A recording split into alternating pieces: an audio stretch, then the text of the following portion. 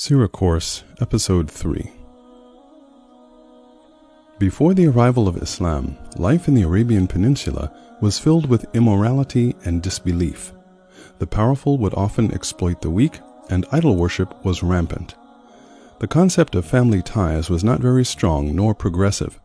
It was a widespread practice to bury female newborns out of a sense of shame and weakness.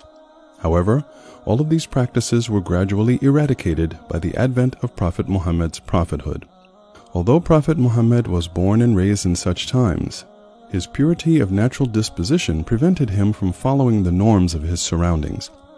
He would periodically climb up to a cave in Mount Hira, 4 kilometers from the Kaaba, in order to isolate himself for weeks on end. He would only come down from there to replenish essentials and return back to the cave to continue spending time in solitude. It is in this cave that angel Gabriel, first appeared to him and asked him to read. That was the start of his prophethood. Allah subhanahu wa ta'ala tells us in the Quran, "Indeed, there has come to you from Allah a light and a clear book by which Allah guides those who pursue His pleasure to the ways of peace, and He brings them out of darkness into the light by His permission and guides them to the straight path." Surah Al-Ma'idah, verses 15 and 16. Prophet Muhammad was well regarded for his standard of character and integrity long before he even received the first revelation at 40 years old. The Quraysh would hand him their valuables for safekeeping and would refer to him as Al-Amin, the most trustworthy.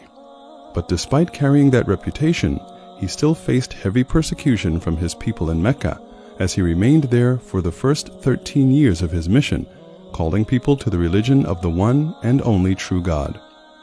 The Meccan chiefs eventually resorted to plotting to kill Prophet Muhammad before Allah commanded him to migrate to another city. That blessed city was Yathrib, present-day Medina, and was also known as the home of peace and faith. And that is where the Prophet Muhammad, peace and blessings be upon him, spent the subsequent 10 years of his life until Allah decided death for His chosen messenger. Before leaving Mecca, Prophet Muhammad left away all the valuables he was entrusted with his cousin Ali bin Abi Talib, so that they could be returned to their rightful owners. He upheld the highest level of integrity, even with his enemies, and even at the most dire situations. He truly was Al-Amin, as they called him, the most trustworthy. For 23 years, Prophet Muhammad worked tirelessly to spread the message of Islam. The first 13 years in Mecca were difficult on him and his companions as they endured torture, persecution, and even murder. The next 10 years in Medina, although under the banner of a new nation state, involved numerous battles. Despite the challenges, the period in Medina was a time of victory, prosperity, and growth.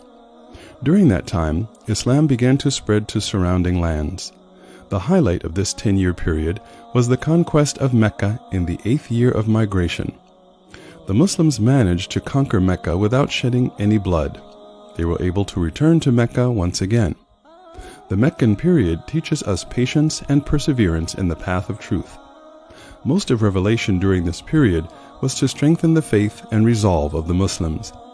When we look at the struggles of the early Muslims, it puts our own struggles into perspective and gives us encouragement and reassurance to keep us focused on higher objectives in the face of obstacles and calamity.